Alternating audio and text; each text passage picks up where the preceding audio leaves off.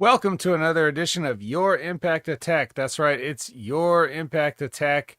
The VBC is back together once again. We have a great deal of things to discuss tonight, so we're going to get right into it. The V in the VBC is me. Hi, I'm Jamie Williams. The V stands for vet.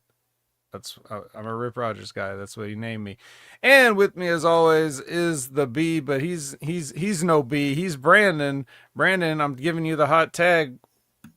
Boom. Come on in, a clean house. Clothesline, body slam. What's up, y'all? How's everybody doing tonight? Whoop whoop. All right, and that everybody would consist of the C that we have. It's the chat. They're here. They're ready. We're gonna rock and roll. We've got 4 horse people so far. Who are they? See, we got Javi Uchiha. We got the Great Liz. We got Lab Rat. We got Cy Woodford. Good to see y'all again. Whoop whoop. Yes, Hall of Fame 4 horse people right here, and Bigfoot. So now we got the you got our JJ Dillon. That's right. All right. Well, we're gonna have some more as we go along through the night here. But what should we? Where should we start? Where should we start? What do you think? What do you want to talk about? What should we talk about first? Should we rip the Band-Aid off? Let's rip. I was about to say the exact same thing. Let's rip the Band-Aid off, and because that kind of plays into the events of Victory Road. Okay. Well, I guess we could only be talking about the same thing. I don't imagine you're talking about something different. So, according to a report from Sports Illustrated, Tuesday morning, allegations emerged on social media accusing former TNA Knockouts champion Masha Slamovich of domestic violence against her former partner, independent wrestler Akira, whose real name is Alexander James Atkinson. So the Sports Illustrated is reporting that the posts have resulted in TNA conducting an investigation into this. And Slamovich has been removed from several scheduled appearances. So this accusation was made by a friend of Atkinson's. That friend posted text message screenshots and photos that imply that Slamovich was physically violent towards Atkinson. I'm reading this off of Wrestling Inc.'s article, by the way. Slavovich's real name, Anna Kozina. Later, Akira went public with... He had like a long X post where he talked about all the stuff he was going through emotionally and everything. And he did not actually mention any physical abuse in the post. So don't know about that, but... Which I got, again, for legal reasons, you kind of got to take some of that stuff with a grain, or like, you still got to look at it that way. Like, there's got to be... You can't really be mentioning stuff like that on publicly for legal reasons. So, yeah, you got kind of take that into account. Yeah. Yeah, that started. Now, I read through his posts, and some of his responses to some fans that were also commenting on his post. You know, he was like answering every single person that put anything. So, you know, he was kind of just talking about it. Basically, the gist of it was he hasn't been doing okay, but he wishes her the best. He's not trying to look for any, like I said, this was his friend that put this stuff out. He wasn't going to talk about it. He wasn't going to mention it. Once he started addressing it, he was basically talking about just his state of mind and everything he'd been going through over the years, regardless of whether that was related to her specifically or not. And he didn't sound like he's looking for any sort of retribution at this point. Yeah, and to be fair, as somebody who's I'm not to that degree, but somebody who's been through a situation where it's like, you know what, I just want to put it behind me, move on. Please don't dig it up. I don't want to relive this again. I just want to move on with my life. I get that. I totally get that. Yep.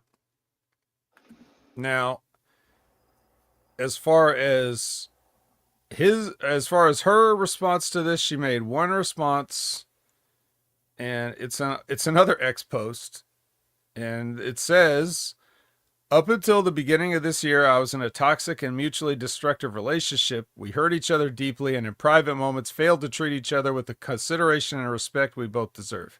I take responsibility for my actions and I am sorry, embarrassed and ashamed of the role I played in our relationship and the way things turned out.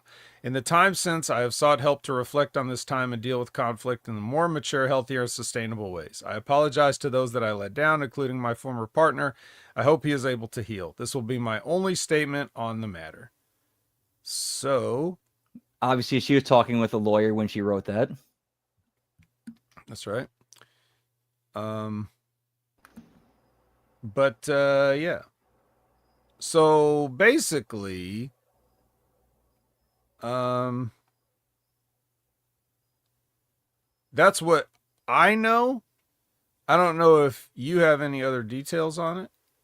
I do not know anything beyond that. In fact, I learned some things from what you said because I did not know that Akira had actually said anything publicly or was responding to comments. I could pull that up.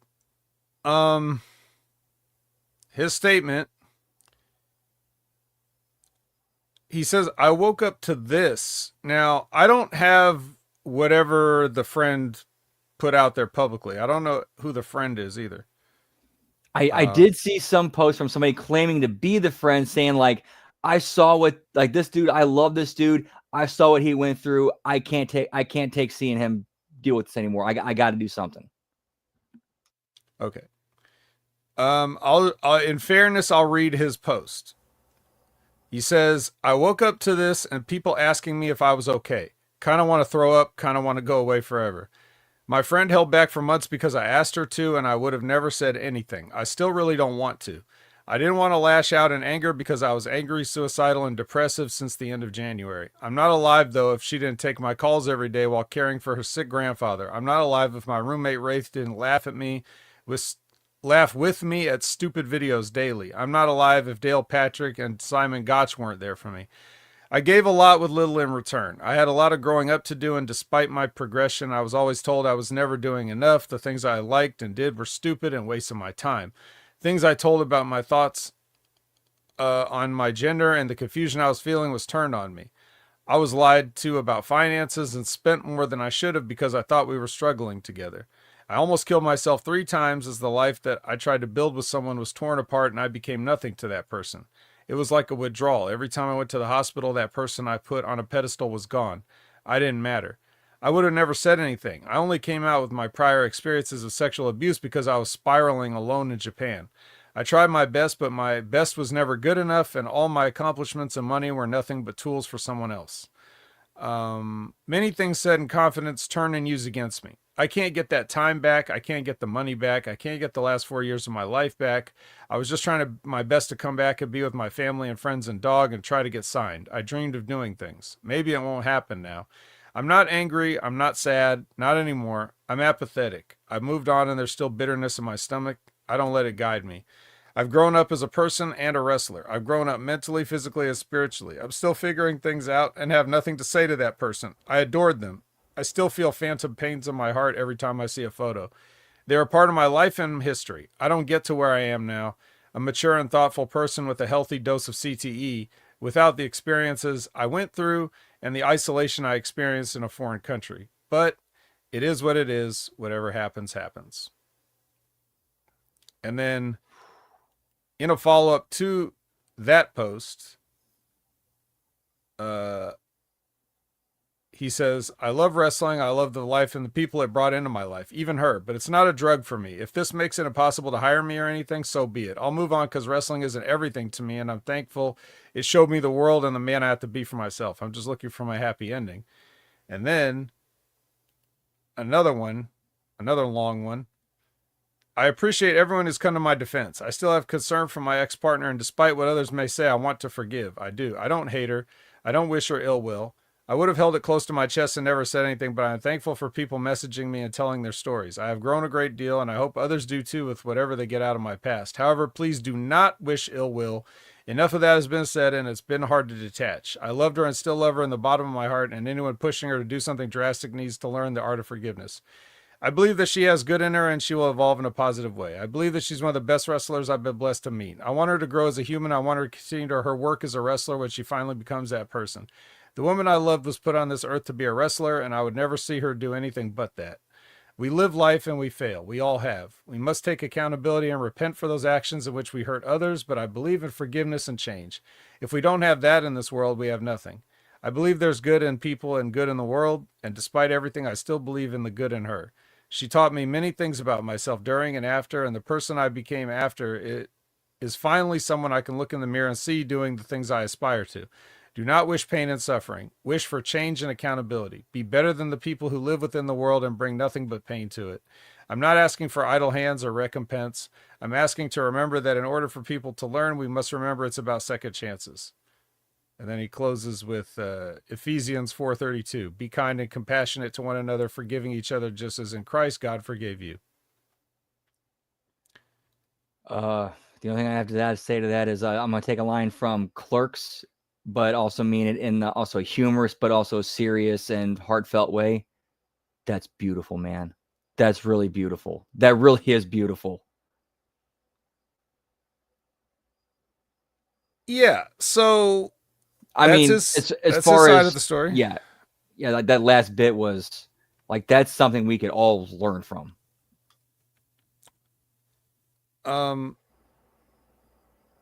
Yeah, so this is I don't know, man. What else do you can't really add much to that. It's kind of like, I mean, my whole thing is that's between them, so I don't have a comment. You know, the only reason that everybody goes through these kind of things, but you know, wrestlers and wrestling news, anything that they can drag up about people's personal life, you know, the people we put on the pedestal just so we can knock them down when something happens, you know, we forget. We can get clicks and elevate ourselves. Yeah, they're humans, so whatever, you know. A lot of things could be legally construed as domestic abuse, you know, and there's always extenuating circumstances that that depend on it. So whatever the investigation is that they're doing, I mean, at the end of the day, if he's not interested in pursuing anything further, then they just kind of have to look at, you know, if you want to give Masha a job, just I don't know, maybe she doesn't date the talent. I don't know really, but you know, like he's saying, like he doesn't want her to be out of a job because of this. So that's from his own mouth or fingers or whatever you want to say. So it's on the companies now what they want to do, but it is unfortunate.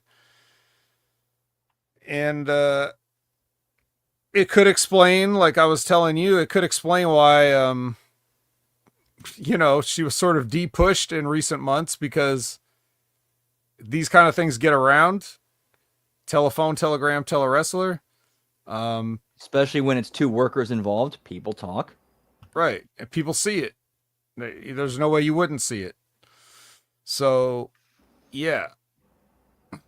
Who are we talking about? Oh, yeah. Well, you know, we're just talking about a couple wrestlers.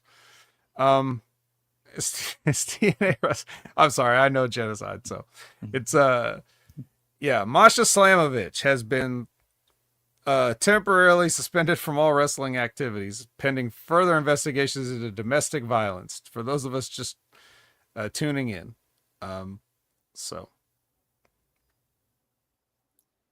which in turn led to a major rewrite to Victory Road And that match had something else happen on the other half of that match with the champion, but we'll get to that when we get to Victory Road. Yes, we will. It's almost as sad as the domestic abuse allegations. So that was the big thing. Now here's another thing. Ridge Holland apparently at the Impact taping in Edmonton got injured in a match with Moose. So something happened. Not sure. Had to be helped out. This is just the what's on X is it actually shows that bald guy that's always checking on people and Moose both helping him to the back here. So it's his leg. Now I don't know if this is the same leg that he broke, because the first thing Ridge Holland had that I remember happening was in NXT during Empty Arena Wrestling. Somebody did, who was it? Oni Lorcan or Biff Busick, however you know that guy. He did like a plancha to the outside, and Ridge Holland was supposed to catch him on the plancha. Well, Ridge Holland caught him, but then his ankle snapped. So yeah, it was gross, and that was the first time that he unfortunately was involved in some painful incident in the ring. The other two major things were, of course, him suplexing Big E and taking him out of wrestling forever when he landed on his neck outside, and also Ricochet like breaking his nose on a standing shooting star splash, so he had to wear the plastic mask for a period of time. So Ridge Holland is not a lucky man when it comes to being in the ring. But hopefully he'll be lucky in his recovery and it will be speedy. However, he may want to consider never wrestling again for several reasons. Several of the several reasons are all the things I just mentioned. Basically, wrestling is telling Ridge Holland, this doesn't work for me, brother. Yeah. So there's that. What other news? Anything else? Anything pressing? Anything major? I think they did do the during NXT No Mercy. They announced the Invasion special on October 7th. Ooh, it's going to go over like hang gliders into Tel Aviv. Yeah. And it's going to get over like Ridge Holland. Yeah, this is actually the saddest thing. Invasion. It's funny that you like market an invasion, right? Like, isn't that kind of funny itself? Doesn't the invasion sort of like imply you're caught off guard? Well, it didn't stop them the first time they did it. No, it didn't. But it took them this long to try again. And I don't know that this is any better, because this is the thing, man. This is the problem. You can't play chess against yourself because you have to let yourself win. There's no way around it. It's never going to be like a satisfying thing, and WWE is always going to pick themselves. Like when they've got all the pieces on the board and they get to play both sides, they're going to go over. It's not going to be interesting. So I don't know. Maybe we can paint the picture a little better if we just sort of get into the reviews, because you'll see like as they progress through the go home show, the pay-per-view, No Mercy, you see things shaping up.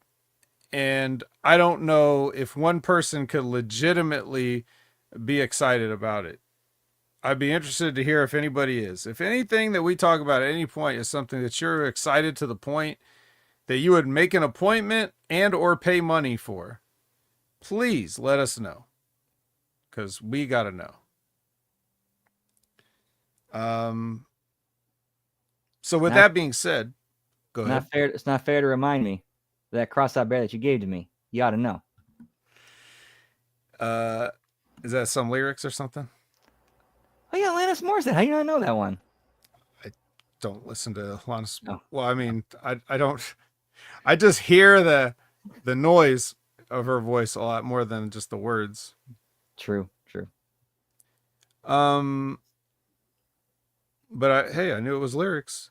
So we're going to start out the go home show of Impact with the traditional ketchup packet. No cold open. No more Minnesota victim collecting. Just ketchup packet. And we're starting with the Rascals versus Cedric and Leon with Myron Reed on commentary. Now you remember Myron Reed, he's got that, he earned that shot at Leon Slater, so he's out here to scout.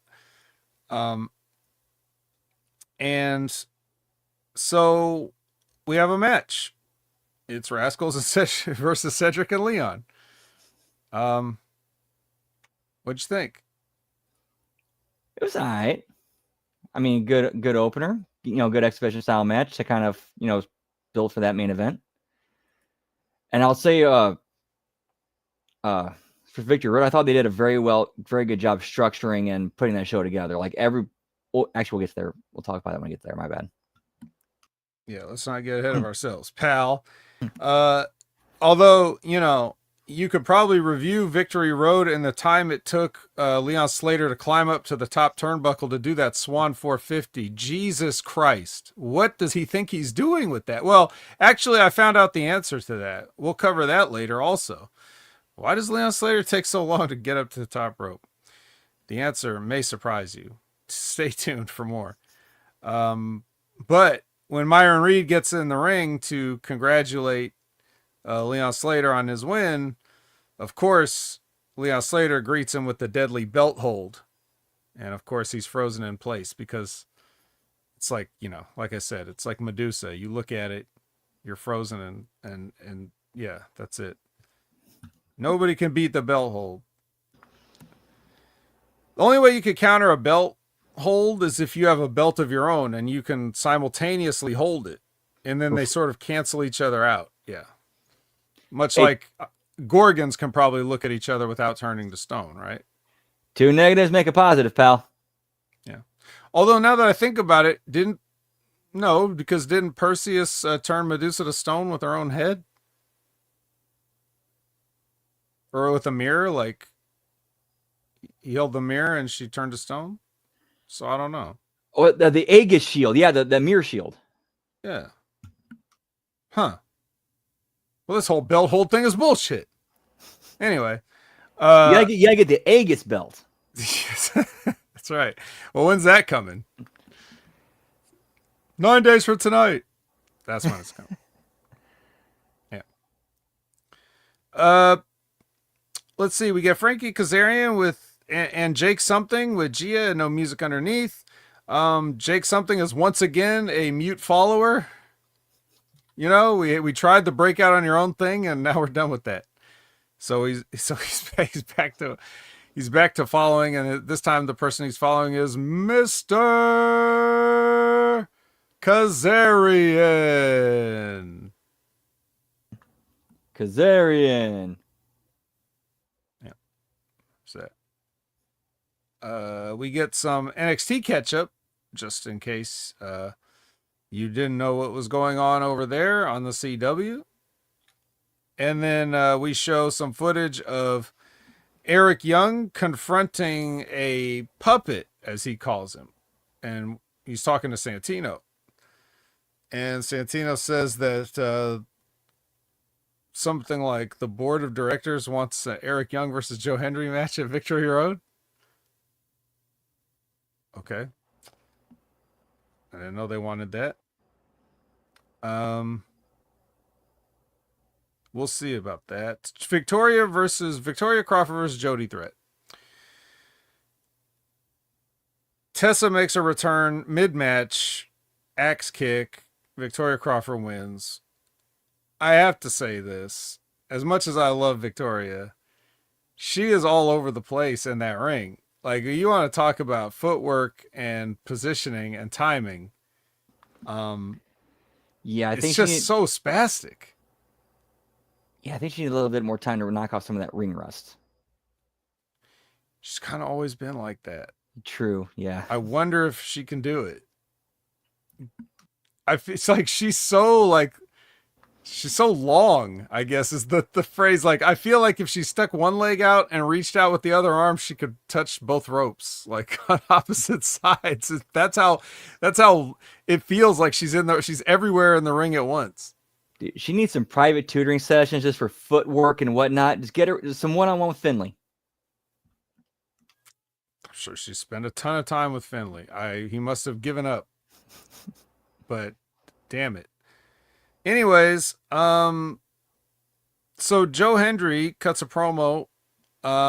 This probably should have directly followed the Eric Young thing, but for some reason they didn't do that.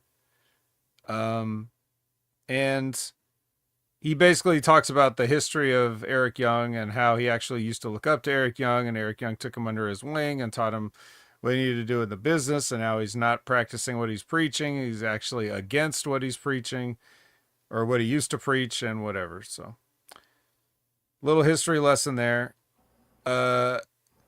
System does one of those promos with music underneath, and they suggest that perhaps for the match at Victory Road, Moose says that we should keep it one-on-one. I'll leave the system in the back, and you leave the order in the back. And he makes two guarantees. Moose makes two guarantees. Number one, he's going to beat Ali's ass all over that ring. Two, you're going to find out why you should always trust the system. You notice that the guarantee that Moose did not say was that he was going to win that match. And let me guess, Brandon, you thought the exact same thing at that moment. He said that, you're like, well, Moose knows he shouldn't guarantee something he can't do, which means that he's definitely not. Did the old Bret Hart? Yeah. He said he'll beat his ass. He said he'll show he trusts the system, but he didn't say I'm going to win. See, when you're smart to the business, you realize those things, and I guess we'll just have to stay tuned to find out if that's true. Or if it's just a coincidence.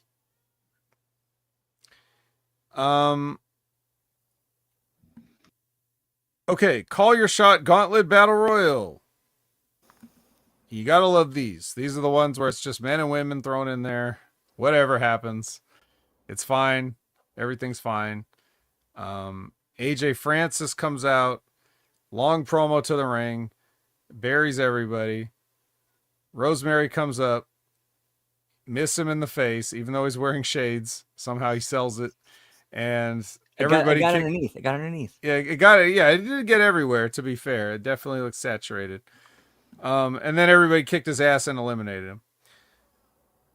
So, yeah, and then there was a battle royal. I got nothing. Sorry. Mance Warner won, if that matters. But he eliminated Lei Ying Lee. So that's pretty good. She lasted a long time. There is one thing they mentioned on commentary that I thought was very important to this match, was that they mentioned that the only two people who were actually guaranteed spots in the actual Call Your Shot Gauntlet were the last two, because this is just for those number 20, number 1 spot. Okay. I think we're already at everybody's favorite point in the show, which is, Brandon, what's everybody's favorite part of the show? The TNA Impact Injury Report. That's right. It's so exciting. And don't worry, this isn't the only one we're going to get, because you know they even have those for pay-per-views or PLEs or MLEs or anything that you're going to get a gimmick injury report on any of them. So Moose may have suffered a head injury from the headbutt from Agent Zero, but don't worry, he's cleared. He's cleared of his head injury. Well, don't start face palming yet, Brandon. That's normal. He had a head injury. He's cleared. It's fine. We're good. Now this is one of the ones I like. Now Santana had no injuries, so he's cleared. No injuries. Also, Mr. Anderson, he got beat up the previous week. He has no injuries. He's cleared. So that's good. Not as good. That was an okay injury report. Two no injuries cleared. But there's a better one coming. So please stay tuned. We get another Santana profile package thing. Like, it couldn't be more obvious where they're going, but just in case, I guess just to make you like really feel justified that this is the right decision, we have to learn every aspect of Mike Santana's life. Personally, again, I'm going to only speak for me. No one else. Personally, you couldn't tell me enough about this guy's life to get me to care. It's never going to work. But maybe somebody does. I don't know how it works for everybody else. Brandon, what do you think of this, intimate portrait of Mike Santana? We've done enough. I like Mike Santana as a character, and this is him as a person. I like him as a person, but we've just told the story over and over again. Why are we not getting vignettes of him at home with his daughter, or him or her telling him, "Go get it, Daddy"? I wouldn't want to drag my kid into this. I'm gonna get harassed at school. But anyway. Yeah. Well, yeah, then until he goes over. Yeah. So Santino presides over the big supposed to be contract signing between the Hardys and Team 3D. Okay, so they come out. And I know you like to do a belt count for your episodes. What you could have done a count I would say do a drinking game, but someone would have died. Like, you would have died of alcohol poisoning if you played a drinking game with this. The amount of times, this is the greatest of all time count. If you count the amount of times that one of these fuckers said they're the greatest of all time, that phrase, in this long ass talking segment. Yeah, I would want to know the over under bet on that. Because my goodness. Oh, James Leahy would have said fuck that. I just yeah. It sounds like you're trying to convince me of something. So, but we ask the no less an authority than the artist himself. It's which one is the greatest of all time? It's the Hardys or the Dudleys, right? And only one of those two. There are no other choices for tag teams. And also, whoever wins this match, that actually decides the opinion, right? So, which one is it?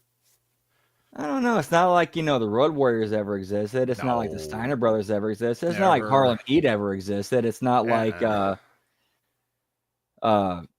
Hart Foundation ever existed.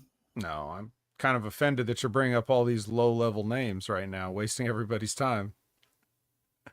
Not like Edge and Christian ever existed. No, please. They didn't even have a match like a week ago. Do the Hardys even know how to apply any holds at all? I don't think so. They might know a rear chin lock, because everybody seems to know that. But anyways, the Dudleys say, well, first Bubba says no, they're not going to do it, just so that he could say the reason they're not going to do it is because it's not a regular match. We lost to you guys in a tables match 25 years ago, so we've never got over it. So we need this match to be a tables match. Which to me just means, okay, we need to do something so it protects us. We don't get hurt too bad in the finish. Like we can do something that's kind of crazy, but we don't get hurt. Which also proves you never knew how to work in the first place. If you can't have a match now when you're old and fat, then you don't know how to work. So let's do a tables match. It's going to be great. It's just going to be great to see these guys who can hardly walk come out here and stagger their way through one of these, you know, a TNA pay-per-view. Like, you're going to have all that stuff that they're going to be doing on that show. Like, and then this. So, yep, but we don't need a contract. We just need a handshake. Devon, rip that shit up. Oh, wait, you already jumped the queue and started ripping it before I could tell you to rip it up. Okay. Maybe when I said rip it up, you were thinking that contract was a nice potato salad or something, because Devon definitely does not look like he's in shape to get in a match, even if he has another month to go before Bound for Glory. So I'm scared. But anyways, hopefully it will go as undisastrously as possible.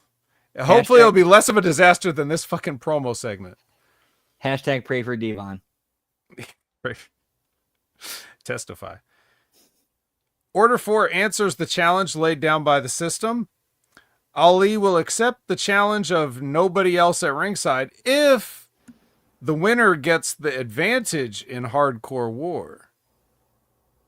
And then the system walks in and just stares at him. And then the camera cuts. So, great job. Great job, everybody. Yeah, how do you miss a shot of, like, just Moose saying deal, they shake hands, and that's how you end it? Easy. Just don't do it. That's how you miss it. All right. Main event. Jake Something and Frankie Kazarian versus Burt Macklin and Ken Anderson. And we don't have the budget to lower a mic from the ceiling. So what we can do is we can awkwardly have Burt Macklin go outside, get a folding chair, come in the ring, set up the folding chair, stand on the folding chair, hold a regular microphone, the wireless microphone, hold it upside down, lower it down to Mr. Anderson, and he can do his entrance from there. Here's what I'm thinking. Watch me. You know where I'm going with this, right? With my hands. Top, top, top, top, top, top. Yes. What is the average? What is it? The average speed of a unladen swallow? Yes. Get me Monty Python and the Holy Grail, pal. This is basically that. Yeah, I don't know. It Mr. Anderson definitely, I mean, he did okay. He definitely didn't look great. He definitely looks like he was roused from a nap to come and work a match. So he's probably running completely off of muscle memory. Anyways. Why do they have this match go 25 minutes? What were they thinking? I don't know. Like, wait a minute, you got a guy in here who hasn't wrestled in like 8 years. Why is he going 25 minutes? It's a tag match, I know, but still 25 minutes? Yeah, I only got to go 12 minutes. If it's 25. 12 if it's 25, but hey, 6 if it's 12. Come on. Yeah, I don't know, dude. What are you asking me? And plus it's like a taping. It could be any length you wanted. You cut this together. It's not like it was a live show. You could have had like pre-tapes and vignettes to help fill that time. Yeah. Well, look, we know nobody knows what they're doing anymore. So anyways, I guess whatever greatest hits Ken Anderson had, he could play him here. I'm a Ken fan, so it just I don't take any enjoyment out of not putting him over. I'm not going to outright bury him. He did his best. The important thing is that Killer Kowalski was proud, right? That's all that really matters. Kowalski guys, pal. Yeah, they give him mic. He gives a mic check to Jake something, and then Burt hits the KIA on Frankie Kazarian and just beats him. And I'm looking at this, and I'm like, so basically, you're telling me that Frankie Kazarian's winning because Babyface is going into the pay-per-view. Yeah, real easy going over. Like, why would you beat Frankie clean when you had Jake something there who's got nothing going on? You know, he's something has nothing. Not only is he still the same useless character he's been, but now he's even like, he's already done the arc where he broke out from the cult, went on his own, tried to make his own name, and is already just back to following again, right? So you had that guy. Who cares if you beat him? Who cares if there was a DQ or something? Anything, but you beat Frankie Kazarian right in the middle, and I'm just thinking, well, I guess he's finally going to win a match now because this is a blatant tip-off, right? And I didn't know the results of Victory Road at the point that I watched this. I didn't even try to avoid spoilers. It's just nobody fucking cares about TNA, so I didn't see anything in my timeline that would spoil it. Nobody needed to comment that Frankie Kazarian won a secondary TNA belt, so I didn't know if he won or not. But when I saw this, I had a guess. That's all I'm saying. And apparently you felt the same way. Yeah, usually even as like a young fan, when I first started watching wrestling, I noticed a pattern. If you're in the go home show up, you're going under on the pay-per-view. Like, I'll never ever forget when it was the go home SmackDown to No Way Out 2001, when Kurt Angle, the last shot was Kurt Angle putting Rock through the table with an angle slam. First thought that went through my mind is Rock's going over on the pay-per-view. Well, let's find out. Victory Road from Edmonton, Alberta, Canada. We have the pre-show. If I can be serious for a moment. Yes.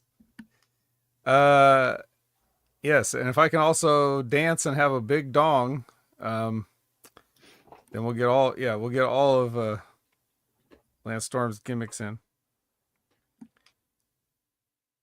A three-way between the Rascals and Cedric the Alexander. So again, the Rascals have to fight each other in a triple threat match somehow. They're 2/3 of a triple threat match. But this time, Zachary Wentz is able to pin Cedric the Alexander. Nice nail polish, by the way. You couldn't find a partner for Cedric Alexander, make it a tag match? Nope. Well, we need a number one contender now. Come on. Actually, I don't know what this was because we already have a number one contender for Bound for Glory. So but that's later. We're going to find that out later. Actually, that's the surprise at the end of the show, if you could call it that. But at this point, I just thought, oh, I guess these guys need a new number one contender for the X Division title. So whoever wins tonight can face the winner of this match. And for all I know, that could still happen. But anyways, apparently, maybe different plans. Burt Maclin's with Gia and no music underneath. He has a message for Frankie Kazarian. I'm going to get you, sucker, I think is basically what he said, but just, the white boy version. Sack ass fruit booty. Yeah, suck a fruit booty. El Macias walks in and stares. And that's it. Cut.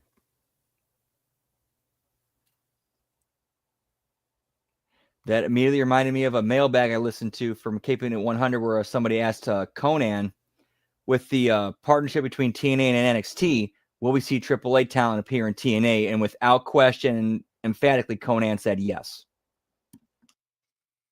Yes. And this is already it's off to a bad start.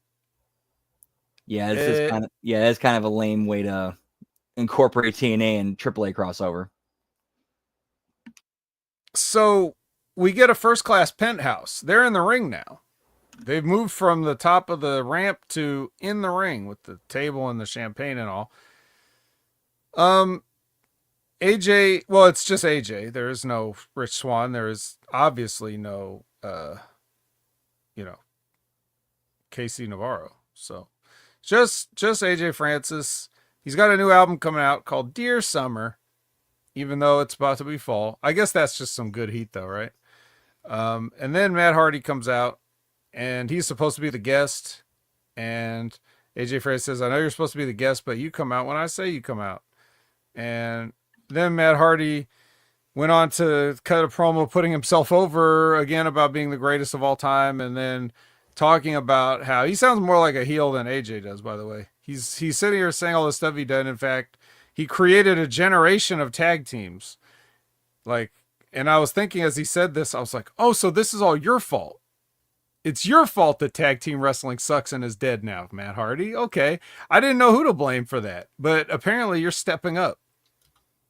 And then, thankfully AJ gives him a down payment through the table. I've never been so happy to see AJ give somebody a down payment. I was just like, please just stop this promo. Please. Please. And he did. So he's my favorite wrestler now. And then the System comes out for an in-ring, and JDC is back. And I was thinking something. Can you guess what I was thinking when I saw JDC in the ring, Brandon? Holla holla player? Not quite. But I was thinking I would like to holla at the Bioflex injury team because they did not tell me that JDC was cleared. Yeah, like how do you miss that? They told me guys that had no injuries were cleared.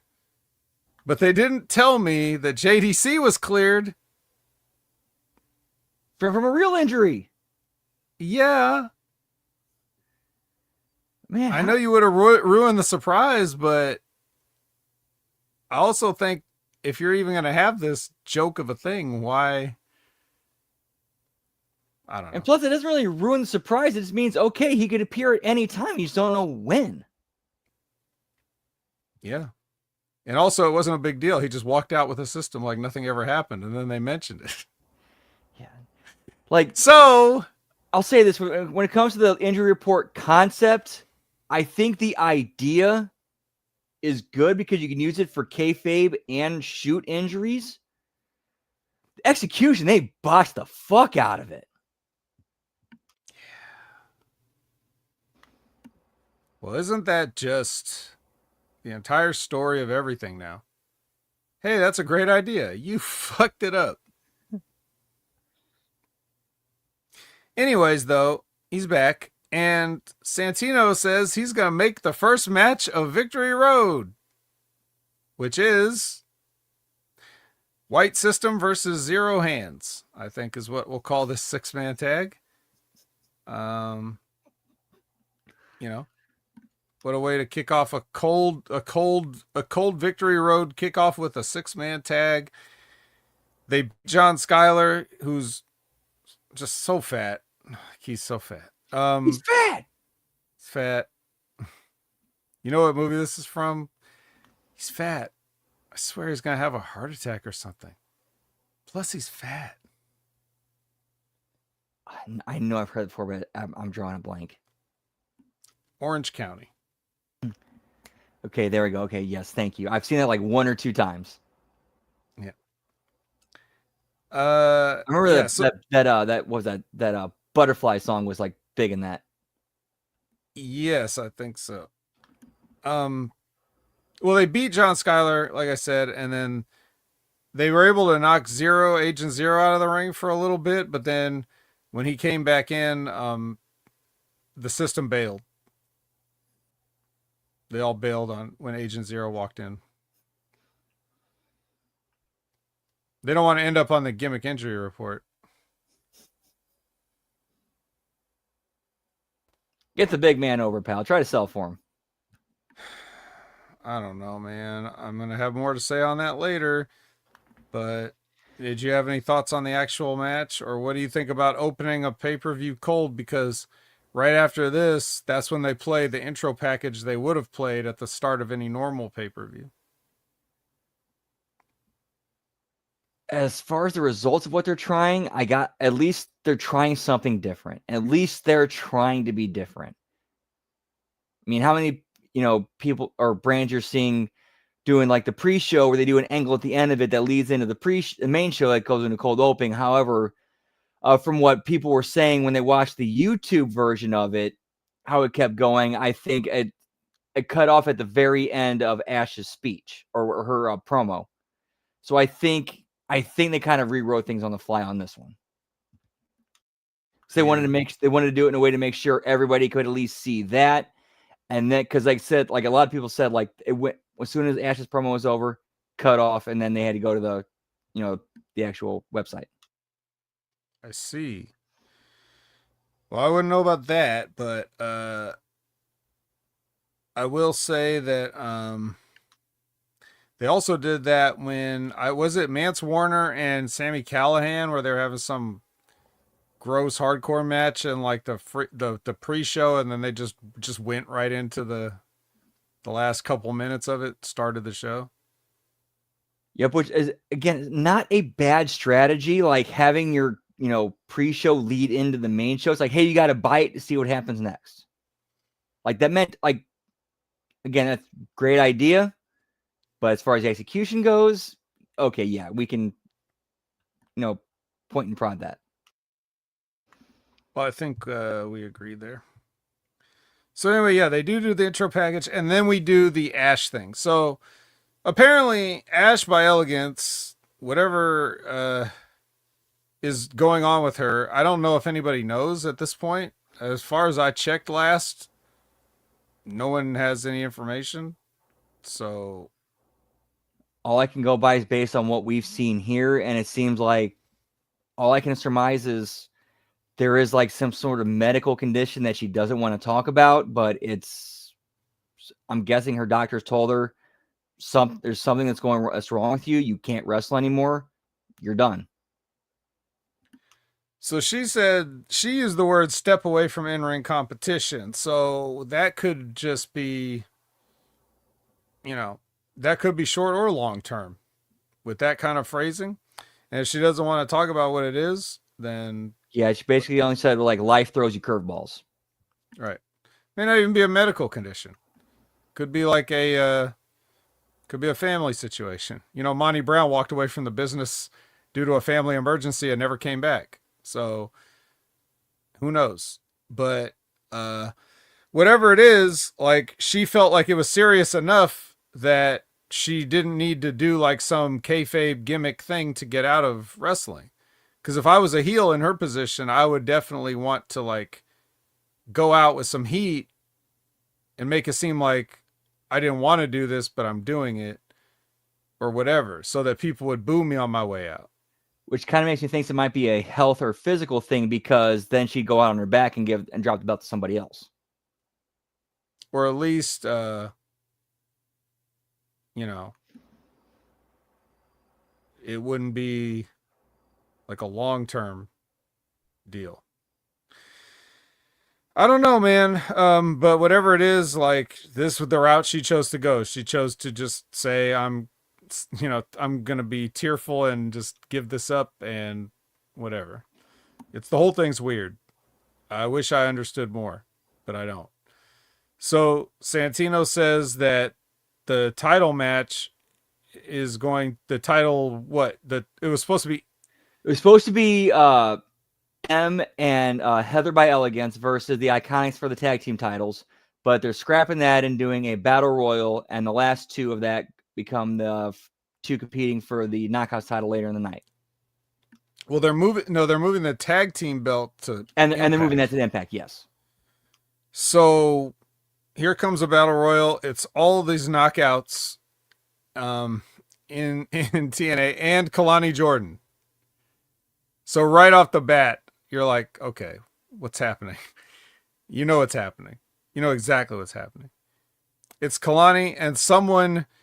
The only other non TNA person was somebody that Tom called whoever that was when she got eliminated. I don't even know who it was. I would have assumed it was somebody from AAA, but No, apparently it was like a local or indie wrestler who has done like job work in TNA before. I don't remember her. Apparently, neither does Tom. But that's not the spot for Tom to say that. You know, Tom's supposed to be the guy that would be the only one to tell us who that is. Mackenzie Mitchell said her name when she got eliminated, but I couldn't hear what she said. I just heard her definitely saying somebody with a Spanish sounding name was eliminated. But I don't think it's right for Tom to say whoever that was. That's more of like a Matthew Raywalt thing. Yeah, that was very heelish. Like that's something I'd say I expect like a Jerry the King Lawler to say. Then Jerry would be like, "Hey, that's so and so," and then put that person over. Mm-hmm. Nope. Well, you know, unprofessional bullshit. So the final two are Kalani Jordan and Lei Ying Lee. So we'll see them later, like you said. And I will give them credit. Like even though like they were the last two, they still started squaring off and going at each other until like they got told, "Hey, match is over. You two won." Yeah, great job. They could get on that details and miss big parts of other things. Hey, you gotta find a silver lining somewhere. That's right. It's the a la carte method is built on that. Silver linings. So Indy Hartwell is with Gia and no music underneath, and she's going to be the ref for that match, and she's going to call it right down the middle.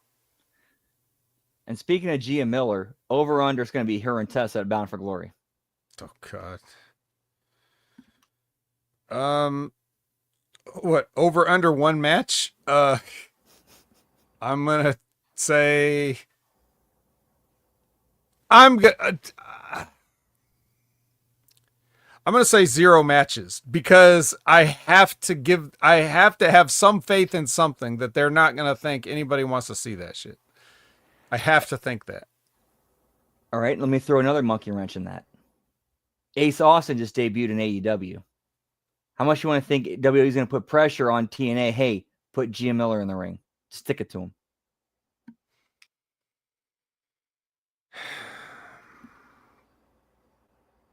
I'm going to stick with my under of 0 matches and say it won't happen because nobody in WWE knows or cares about that. I'll say that.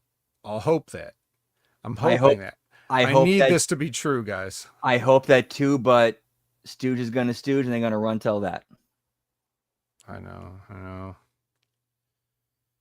I guess I'm betting on what I would do, not what I think necessarily is going to happen. But I really don't know. I don't know why you would want to. I mean, the if you're doing a Tessa and Gia thing, that's just a gimmick. You don't need that for Bound for Glory. You could try to get an impact rating for something. I'm about to say that, impact rating pop. Like that's like a TV angle that you build and pay off on TV. Right. It's not going to work, but it's just going to do better. It has a better chance of getting people to watch one episode of something for free than it is for getting anybody to buy something. No one's going to buy anything to see those two. I wouldn't think. They might buy Bound for Glory just to watch Bound for Glory, even if they didn't know what was on the card. But that's not going to keep them from, missing it. And I got a C theory that, speaking of Bound for Glory, I got a C theory that WWE is kind of gifting TNA, the final TNA or final Hardys and Dudley's match, try to juice them and give that, pay-per-view some extra, ticket sales and buy rates. Well, speaking of ticket sales and buy rates, the Ziggler brothers versus Cardona Town. Which this match looks like if This match looks like the main event of a Superstars taping if they got to pick their partners from the audience that night. My big brother. You want to know what? I got a big brother. Yeah, I again in the category of who wanted to see this, the nominees are Nobody. yes, and the winner is Nobody. yes. Hey, how come no one's coming up to accept this award? Because nobody wanted to win. Oh, damn. All right, well that makes sense. Anyways, here's something even less people wanted to see. Hometown Man pinned Nick Ziggler. And then they got their heat back, and they stole his mask. Who's his partner again? I legit forgot who. I forgot who was Hometown Man's partner in this match. Matt Cardona. Oh, Matt Cardona. Yeah, that's right. Who was the main focal point of the invasion this past week? Who I got to believe is going to be one of the picks that we'll find out tomorrow night. You would think. I wouldn't be surprised if he wasn't, but he was a focal point because he got a pop when he walked in the room. Yes, it's like, oh shit, this is how we see Mike Cardona come back to WWE TV is through a TNA invasion? Right. Yeah, just whatever. Anyways, Santana starts his promo and his entrance up in the concourse area, comes down. And then, of course, his opponent is Ridge Holland. And I was watching this match kind of like, well, I hesitate to say I was watching it, but I was trying to like somewhat pay some cursory attention to it. And I noticed that Ridge Holland was selling his leg. And I was like, why is Ridge Holland selling his leg? Why is a heel selling a leg? When does that happen? I remember, did Santana work the leg? Not particularly. But I think they did a spot on the outside where like he missed something. Okay, Maybe so ran into the stairs or something. Okay, so I could see Ridge Holland being like, okay, my knee's hurt. I took a big spot on the steps with my knee. I'm gonna keep selling that. Hey, why is Santana not following up on this and following me trying to sell this? Right. Because then the babyface is a bully getting heat. That's why. So Santana, if that was the idea, first of all, I don't understand how this. That should have been the beginning of the comeback. If you're gonna do that spot, that's the beginning of the comeback. Yeah, the comeback. Yeah, then if you want to do the Mr. Perfect kick the leg out, thing, but just no, none of that, none of this. I would have thought they would have had their whole match planned in the back, so I don't see why they would go along with any of this, but whatever it was, he was selling the leg. Now, the fact that he would end up at the next tapings hurting his leg, I don't know if that has anything to do with it. Like maybe his leg was a little bit hurt, but the problem is at the time of Victory Road, I just thought he was selling because he would do like everybody does when they sell their leg. They only sell their leg until they have to do the next running spot, and then they run like normal, and then they just go back to selling it. But he didn't even really go back to selling it. It was just a couple of times he looked like he was uneasy. So I was like, did he hurt himself? And then it started to look like a work, and then it just looked like a bad work. And then now he's really hurt, supposedly. Oh, so geez. I don't know what happened. I have no idea. I really don't now.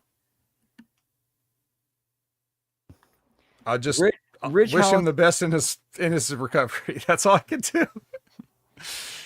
Dude, yeah, it seems like Ridge Holland's kind of like a John Heidenreich type, and like it's not clicking, but he has the best of intentions and wants to do the best that he can. It's just it just ain't clicking. Ridge, like I will say though, Ridge, when it compares to workers, Ridge is definitely better than Heidenreich. Yeah, way better. But that's the thing. It's like for a guy of his experience level, whatever that has been. I mean, I remember seeing when he first was in NXT UK. I think he was a rugby player. I don't think he had that much wrestling experience when he debuted, and he was still better than a lot of guys that I come in that just look like jacked up bodybuilders that can't do anything. Like I've seen so many of those guys over the years, and I've had to work with some myself. At even at the lower levels, um, but Ridge looked like he could do stuff. He kind of looked like the way, I'm sure Vince McMahon back in the 80s when he was getting guys like Warlord and stuff, like he all wished that those guys looked like that and could move like this, but back then they couldn't. Now they can. If Ridge came out in the 80s, he would have been a huge star because he could probably outwork most of those guys back in the 80s, or be more athletic and agile. Yeah, he looks like he basically gets it. Like he has an aptitude for it, but then things keep happening in the ring, mostly to himself. It's not like something you could blame, like, that crossbody thing I was telling you where he caught the crossbody and his ankle snapped. That's a freak accident. That has nothing to do with inexperience. Yeah, that's a shit happens moment. Right. You have the ricochet thing. It's just a guy lands on your face and blasts your nose open. I'm sure you were hoping he didn't do that. The only advice I could tell you is turn your head, kid. You always turn your head when people are about to land on you because it's better to get it on the side of the face than directly across the bridge of the nose. Yep. Yeah, you were trained that way too, were you not? So. Oh, absolutely. Yeah, I was always told, turn your head, turn your head, turn your head. Yep, these motherfuckers don't turn their head. It's weird. Who's teaching you? So anyways, there's that. The Big E thing. He suplexed Big E. He had no business suplexing somebody on the outside on the floor with an overhead belly to belly. That I put more blame on the agent than that. Like, why would you sign off on that spot? Yep. But also, just don't do it because it was a meaningless match, and now Big E's career is over. And you like just I just so a series of unfortunate incidents, and then whatever happened at this latest taping, and I'm sure it was unfortunate also, but I just yeah. Anyways, spin the block.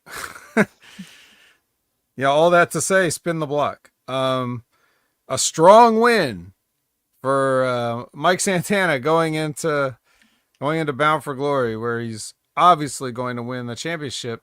The very same championship that Trick shows up out of nowhere and belts him in the face with. See what I did there? Belts him. And WWE and Shawn Michaels had their eye on Santana. That like they want to bring him up. Do I? I'll tell you what I do know. That crowd was not too mad at Trick Williams. I don't know if Edmonton's normally a heel crowd, but they were chanting "Whoop that Trick," and they didn't seem like they were very upset that he busted Mike Santana in the face.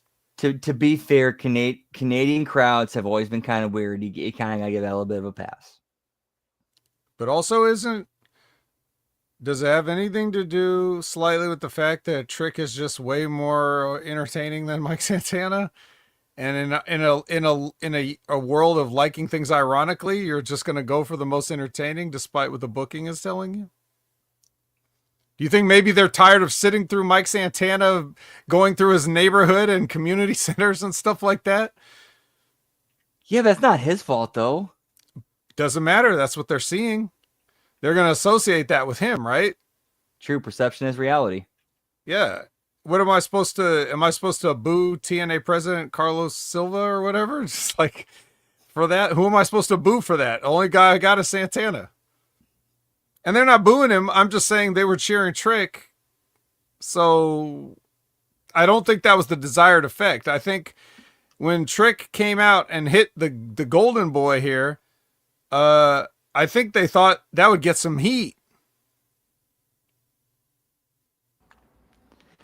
But yeah, unfortunately, that had a little bit of the opposite effect. A little bit. But I'm so happy because guess what time it is? It's time for the tied for most interesting and everybody's favorite part of the show. The Bioflex injury report. Part 2. Do so. Yes. Yes. Okay. First injury. Joe Hendry. Questionable. That's not. Clear. Oh, by the way, yeah. No. I didn't skip over the. I did not skip over the actual injury. The injury said questionable. What do you mean the injury's questionable?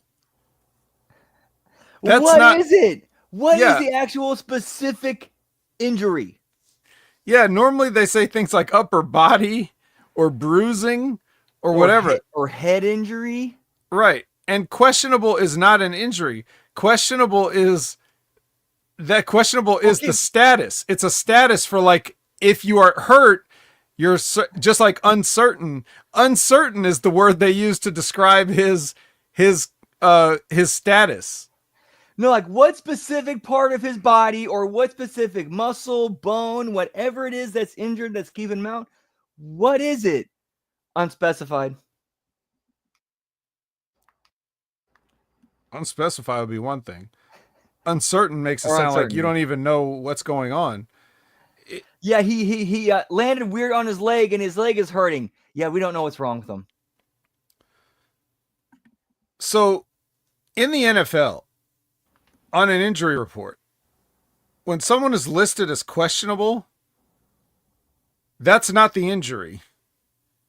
That's the game time status. So if you have, like, let's say an ankle injury, and they know exactly what it is, your status will be questionable. The reason it's questionable is because they don't want to tell you if the player is ready for game time so that the other team cannot scout or prepare for that person to play. Okay, so basically it's in the context of keeping the game as fair as possible. Like, just, okay, I'm with that. In actuality, it's in the context of keeping your cards close to the vest.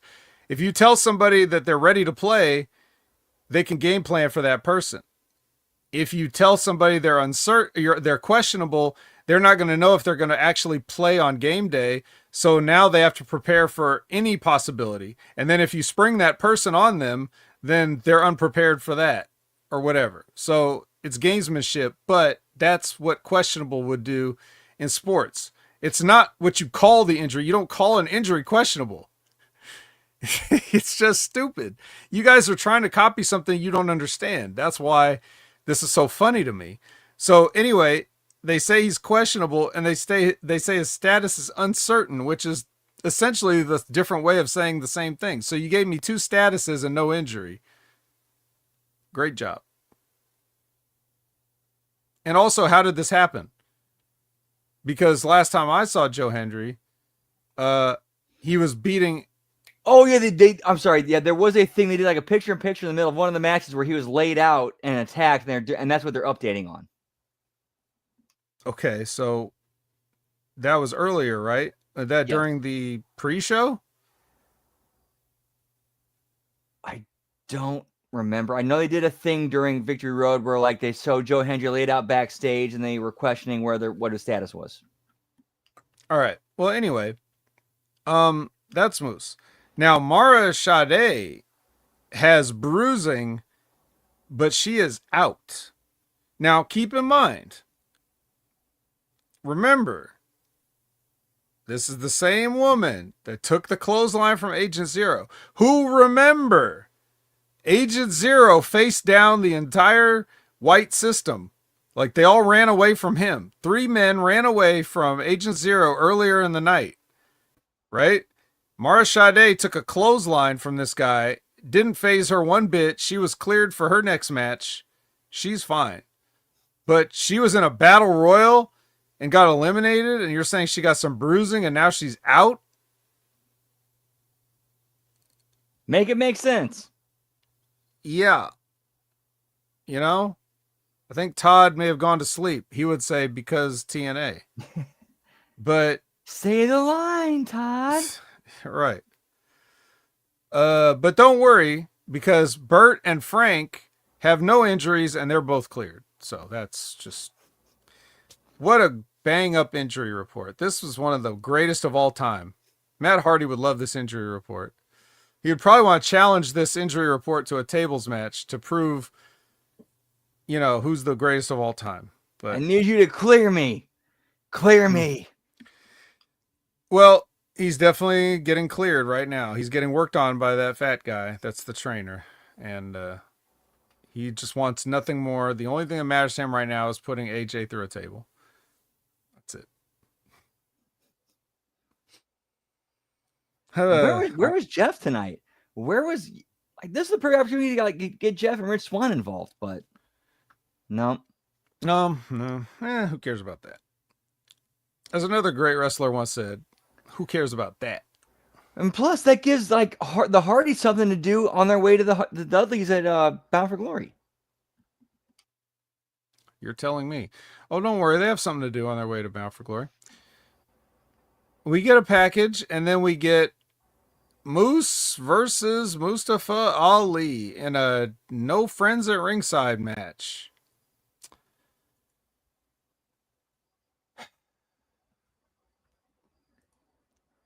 Except for the traditional dancers from, where is he from? Pakistan? What dancers did he have? I know he's from Chicago, but I mean, I want to say I think Iranian. Let me check. Okay, well, he's got some sexy dancers out there, but they're just sexy dancers. They're just minding their own business, so they're cool. They're not part of Order 4. Anyways, oh, he's Indian and Pakistani. Okay, my bad. I was way off. My bad. Okay, yeah, them. How's that for a mix too? Indian and Pakistani. Those two sides hate each other. Well, all's fair in love and war, so it can bloom anywhere. So, I want to put Moose over. I don't want to talk badly about his matches. It's not necessarily anything Moose did, but it's just this fucking guy. Every time he has a match, I think of the time I heard that he doesn't want to do any jobs. And it never, doesn't seem like that's the case. And also, he worked a same size match with Moose. He's just oblivious. I think I hate him. I think I fucking hate him. Dude, who does this guy think he fucking is? This is the dude, this could have been the perfect match where you just have Moose beating his ass the entire time, and then you pull the cheap finish. It's I took my beating because I knew I'm going to get you in the end. That's where the heat is. Now you want to see Moose get beat the fuck out of him even more. Yeah, not now. Yeah, now all I was well, shit, I guess Moose just got beat. I guess he's weak. Guess Ali's better than Moose. Yeah, it wasn't clean because Tasha Steelz ended up being one of the dancers that came in and gave Moose a low blow, but none of that matters because it was the psychology of the match, like you're talking about. Before all that, before the finish, it was not like a slip over. It was a competitive 50-50, dare I say 65-35 match, Ali. If it had been Moose dominating and just kicking Ali's ass and having fun with him, and then Ali pulls his trump card and gets one over on Moose, that's one thing. But that's not what this was. No, it was just many, one of many get fuck out of here moments this weekend and their booking choices. We're almost to another one. So yeah. So Order 4 gets the advantage. Did you have anything else to add to this? No, other than that, I think this is kind of one of the negative things about Moose is he's too nice. He's too nice and giving when he shouldn't be in some cases, and this is one of them. Yeah. He shouldn't have to bring it up. People should just know this, right? So we get another package, and then we get Eric Young versus Joe Hendry. Except Eric Young says Joe Hendry's not here, except Joe Hendry is here, and you know, they have a match, and he does come out selling a bit, but ultimately Eric Young tries to use a chair, and it's the Armory that comes out and stops him from using the chair, and then he gets a standing O on that chair. And 1, 2, 3, Yeah, and that's okay because, well, I mean, Joe Hendry didn't actually use the chair with his own physical hands. He just threw a man down on top of it. So it's not a DQ. It's fine. Which, to be fair, that has been kind of a trope for the last 20 plus years. Like that's one they've actually kind of enforced. Sparingly, I should say. Do you prefer that? I do. I wish that would be much more established. Like, for example, like if somebody brings a chair into the ring and then it ends up being in that manner, whereas like the babyface didn't use the chair directly against them, like actually pick it up and swing it at them. I don't know. That's one of those gray areas, in my opinion. That's one of those that's where ref's discretion actually works. Well, how about I posit a different scenario? So let's say it's Wimbledon, and one of the fans hucks a brick at Serena Williams while she's on the defense. Now the other, I don't know who any current tennis players are, but let's just say the serving tennis player, should she just be allowed to ace it right on the court? I mean, she didn't throw the brick. Well, then no, I'm calling like, no, we're ending this match. We're gonna, postpone it here, wait for Serena to, get, fully recovered, be ready to play, and pick up where we left off. We'll wait for Serena to get back from Bioflex. She cleared by Bioflex, pal. Yeah. So if that's the case there, it's kind of the same thing. If a chair comes in the ring and a wrestler lands on it, you got to kind of throw the match out. But, like you said, they'd given up on that long ago. AJ Francis versus Matt Hardy. And Matt Hardy's like, this match is going to be a tables match because I'm going to put your big ass through a table. All right. Well, they definitely have a tables match. And again, in a nuanced level of rules, the likes of which we don't normally see, Brandon, you have to actually physically drive your opponent through the table. They can't just go flying through tables on their own. That doesn't count. So when AJ throws a flying shoulder side tackle spear thing into a table and breaks it, the match isn't over because Matt Hardy didn't actually put him through the table. We got to keep going, right? There's that levels of subtlety and detail that we're always asking for. Which I agree. That is actually a good rule for tables matches. Just please keep it consistent. Mm-hmm. Well, apparently they have. That's another trope. So finally, Matt Hardy bludgeons AJ with a tag team championship belt and lays him on the table. And then now I know why Leon Slater takes forever to climb to the top turnbuckle, because of course his idols are the Hardys. And watching Matt climb up because he's so old and enfeebled, I think Leon thinks that's actually a technique and not like a product of aging. Like he's emulating what he's seeing. He's not realizing that Matt doesn't have a choice. He could leap up in one instant to the top rope, but he chooses to act like he's climbing Mount Everest or whatever. He's Darby Allin every time, climbing Mount Everest, climbing past all the dead bodies on turnbuckle 1, turnbuckle 2. And then he finally gets up there, plants the flag in the turnbuckle number 1, and then drops the leg on AJ and drives him through the table for the win. Strong win going into his match with, well, we'll see later. I'll say this much. So I'd rather Leon Slater take after a mature past 50s, pushing 50 Hardys than early 20s Hardys. Yeah, maybe just not in this one instance, I would say. It's just this one part. Yeah, but anyway, did you like the tables match or what? It it got its point across. I mean, it was what it was. I can't really say it was. They got what they needed done. Just a get over for Matt leading into their match with the Dudleys and Bound for Glory. And of course, AJ France is always a good sport who will do the job and do it well. Mm-hmm. Yeah, I like AJ Francis. He's fine. All things considered. Kalani Jordan versus Lei Ying Lee. They've had time to recover from the Battle Royal. We already know that Mara Sade is out after that Battle Royal, but these two are fine. Indy Hartwell's the ref, like you said. Mackenzie Mitchell is announcing them in the ring. So that's 3 WWE releases and Kalani Jordan, a current WWE.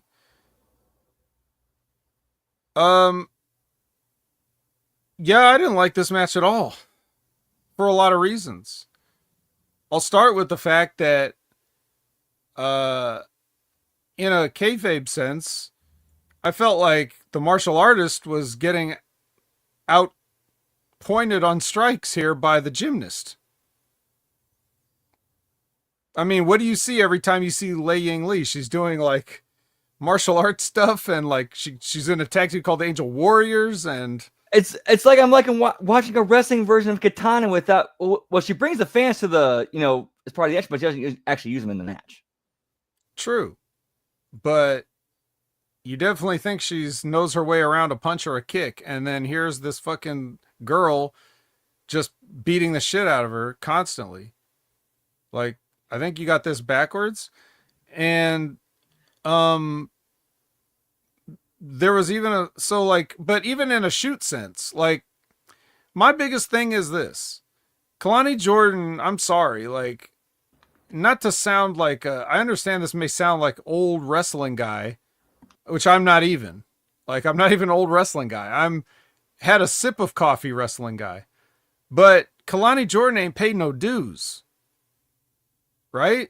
Like, Lei Ying Lee, Xia Li, what her real name, like Xia Xiao, whatever her name is, she moved from China, a country that has no pro wrestling, came to America, learned pro wrestling, learned English. She also went to one of those Chinese schools that teaches you everything like acting and ballet and martial arts and gymnastics also.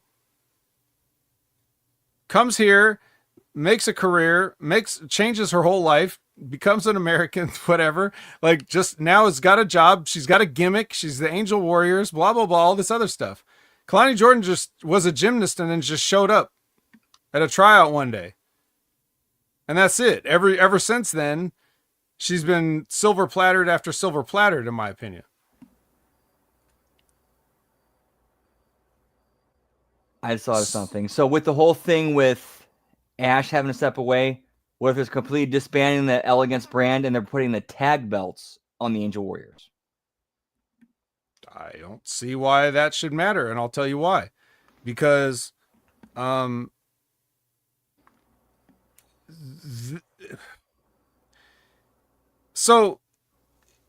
Kalani Jordan obviously goes over. The reason that they sent Kalani Jordan here is because she couldn't get over in the WWE or the NXT, no matter how hard they tried to push her. So she was so not getting over despite her push that they turned her heel, and then they just abandoned the heel turn all of a sudden. And then they put her over here because they figure, well, she's over here, so it's okay. We'll just,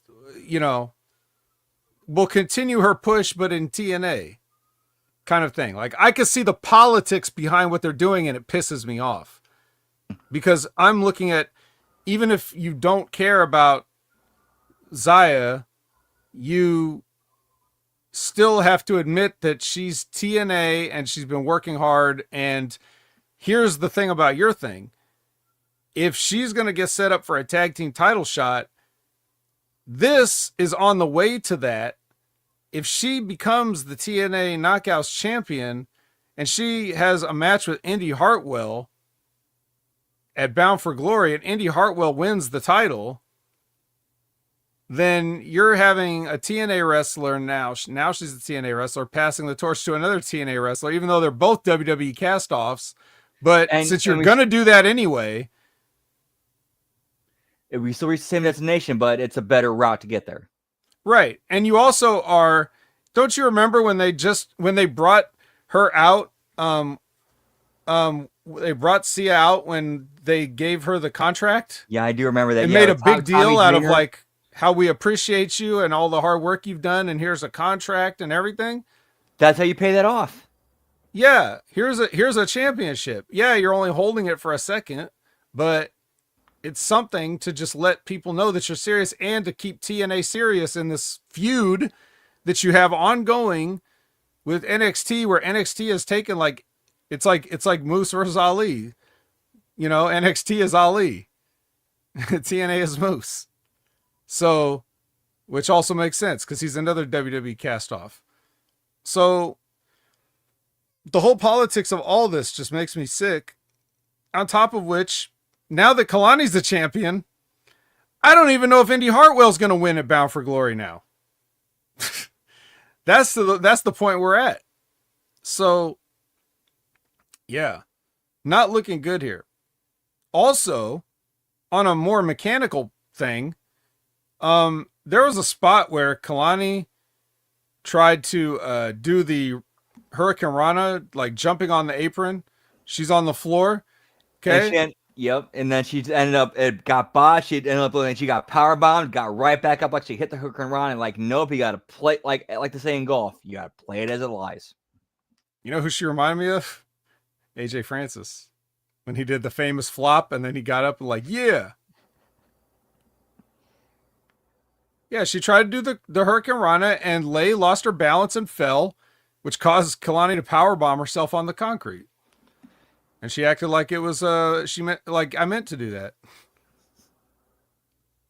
Really? That's who you want to just push no matter what. For whose sake? Carmelo Hayes? Is he that over? Come on. I like Carmelo, but he ain't that over. He's not get my girlfriend a push over. No, absolutely not. No. He ain't the Undertaker with Michelle McCool. Come on. Yeah, unless he's got some sort of incriminating evidence on Shawn Michaels or Triple H, or maybe even Road Dogg. Maybe that's what it is. And then of course the accidental ref bump that they tried to it did look pretty staged the way they did it. You know, they tried to make it look like it was an accident, but it was definitely only possible if it was a planned spot, because why else would Indy Hartwell be there for it? And it looked like shit anyways. So this whole thing was a disgrace. Kalani Jordan's a disgrace, not the person, just the character and the politics. Did you see the way Indy Hartwell sold it when after she hit the 3 count? Yes. She's like, wait a minute, did this really just happen? Did I actually just do this? Yeah. Yeah, who cares at that point? But yep. So it was a disgrace, and then Ash came out and hugged the disgrace. So there you go. Disgrace is all around. To be fair, though, that is kind of a full circle moment with Ash and Kalani. Yes. And to be fair, it makes me sick because I think that Ash should have just stayed a heel. But anyways, Myron Reed and Leon Slater get ready. Then we get a package. Then we get Burt versus Frank. Nobody wanted to see this match either. Trust me. Macias wandered out again.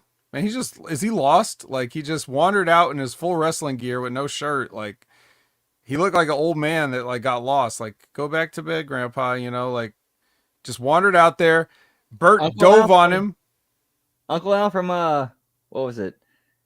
Bob and Bob Vance and what was her name? Fuck, I forget. Phyllis. Bob and Phyllis from The Office. Oh, yeah, I'm not familiar, but I'm sure that it's hilarious. But anyway, yeah. So so Burt dives on him, And then the referee's like, "Hey, get him out of here." And you know, while that's happening, he gets back in the ring and Kazarian kicks the rope into his balls and then hits him with the slingshot cutter. And your new international champion, Mr. Bet on himself, Killer Kowalski's own Frankie Kazarian with a delicious tan. I mean, what else could Burt Macklin have done with the international title? He's pretty much done everything. And he made step down. He's already been the TNA champion. And they even mentioned on commentary how he's like the longest reigning inaugural champion in TNA history. Yeah, great. No one else was keeping track, so. Yep. And it all came to an end for what? I guess we'll find out. But our main event is actually Myron Reed versus Leon Slater for the X Division Championship. I will say, I will give TNA their flowers for this. They kept all of like the ridiculous kick out of the ring dive spots saved for this main event. Unless it was Judas Macias. I mean, for the most part, like directly before. Part. I know. I just had to say it because they just did it. But yes, a lot of ridiculous. That was also the same semi-main too. Yes. Yeah. I'm tired. Are you tired of wrestling of guys just walking out and staring? Yeah, it's getting kind of boring. Just like, what happened to the old days of the interaction with the fans, slapping hands or jaw jacking with the fans, or getting in it with the stunt granny? I don't know. Sometimes people do it. Well, it's funny because FTR tries to get into fights with the fans and they just get laughed at. Oh, dude, that was always fun. Like whenever you had that one fan who was just like into it, and all of a sudden you just feel it, you get into it with them, you start jaw jacking back and forth, and they start getting more heated, and that fires you up even more. It's like, yeah, this is good. We can work with this. The funniest thing I ever saw in my life at OVW, there was a dark match where Deuce Shade, who you may remember from Deuce and Domino, is Jimmy Snuka's son. Before he did that, he had just a regular wrestling gimmick. Deuce Shade, that's what he was called, Deuce Shade. And he had a deck of cards or whatever. He would come out and he'd do like, whatever, just nothing. It was just something to pretend to have some charisma. So on this one dark match, there was this adorable little girl that was like in the very front by the barricade. She sat in the front seat by one of the barricades. And as he was coming out, like she's up at the rail and he does like the pick a card thing, where he gives her the deck and fans out the cards, and she goes to reach for a card and he like throws the whole deck of cards like in her face. Okay. Like what a dick.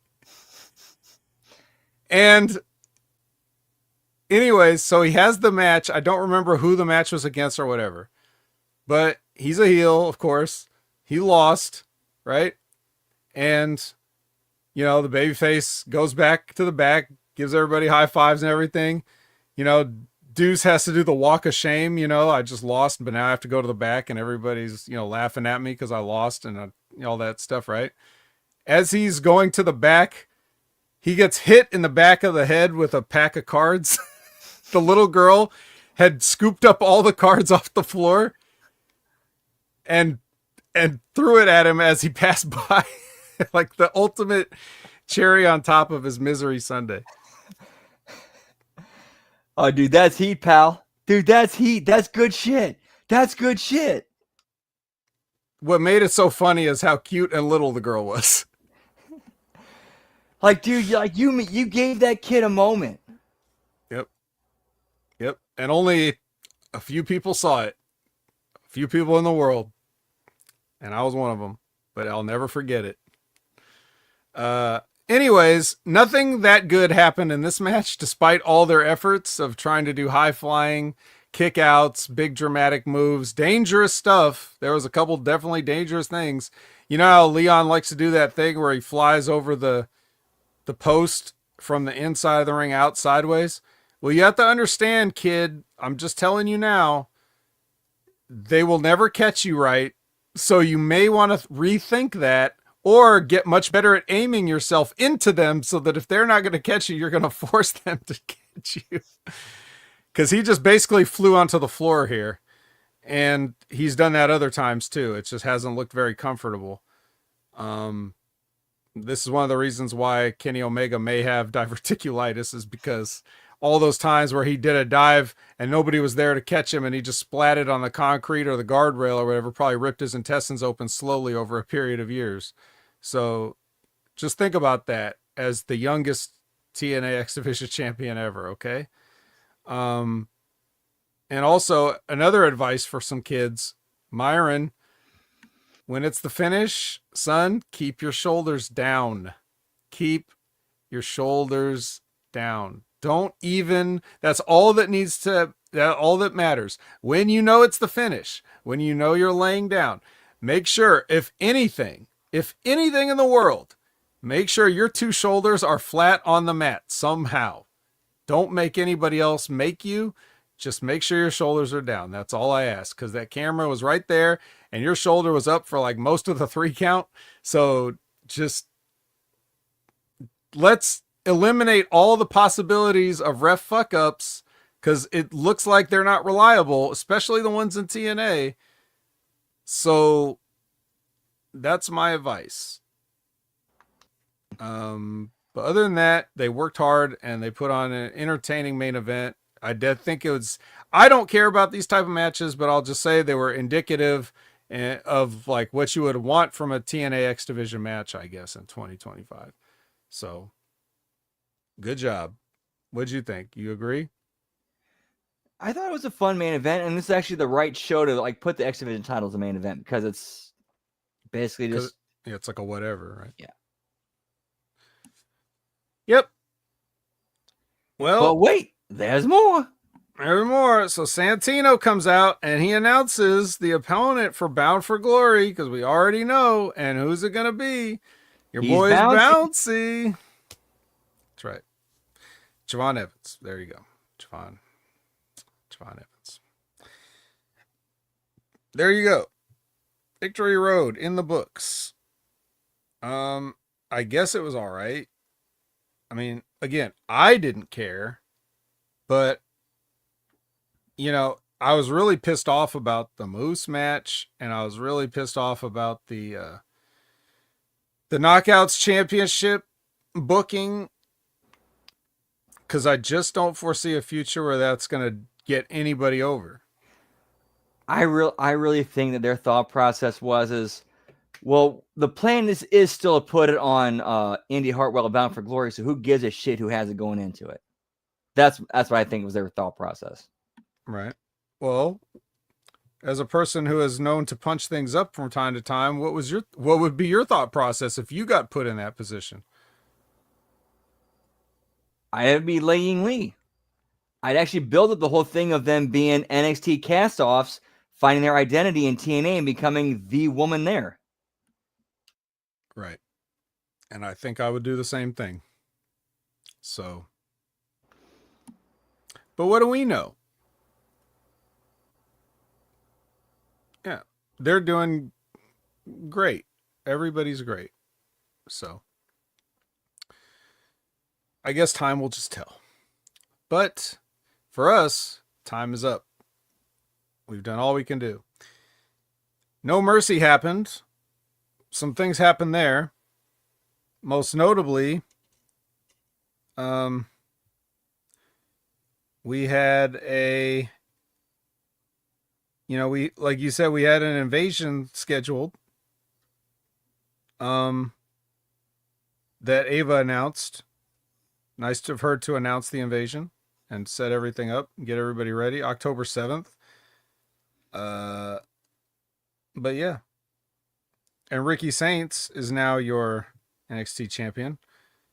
So again, confusing booking, but which I think is more just to stick it to Tony Khan. Right. Well, whatever the reason, it wasn't good enough because we really have to start rethinking what we're doing as far as business transactions and stuff. But it is what it is. For a more in-depth No Mercy review, please tune in to the Next Level Wrestling review this Wednesday at 8 a.m. Pacific, 11 a.m. Eastern with myself and Big Ray Hernandez. And I guess I could just transition right into catch me on Sunday at 8 a.m. Pacific, 11 a.m. Eastern for Directage with Jimmy T, where we talk about AEW and the other ways that Tony Khan is going to try to stick it back to WWE until both these people realize that nobody's sticking it to anybody and everybody's just laughing at them on the internet. Because everybody on the internet knows better. We know that, right? We all know better. We're on the internet. We know better. So how could we say any different? You could catch me every Monday here and sometimes on the watch-alongs. You can catch me hanging out, trying to watch Rip Rogers live every Friday, trying to watch Stevie Richards every Friday, trying to watch Limpin' Ain't Easy every week. I'm doing all that stuff, and I'm at Opinion Haver on all your favorite social media platforms. Brandon, what do you got going on this week? Oh, see, this week, tomorrow, we got the late start NXT watch along where they're going to be picking their teams for the Survivor Series invasion matches next week. And Wednesday, we got the AEW Dynamite watch along and belt count.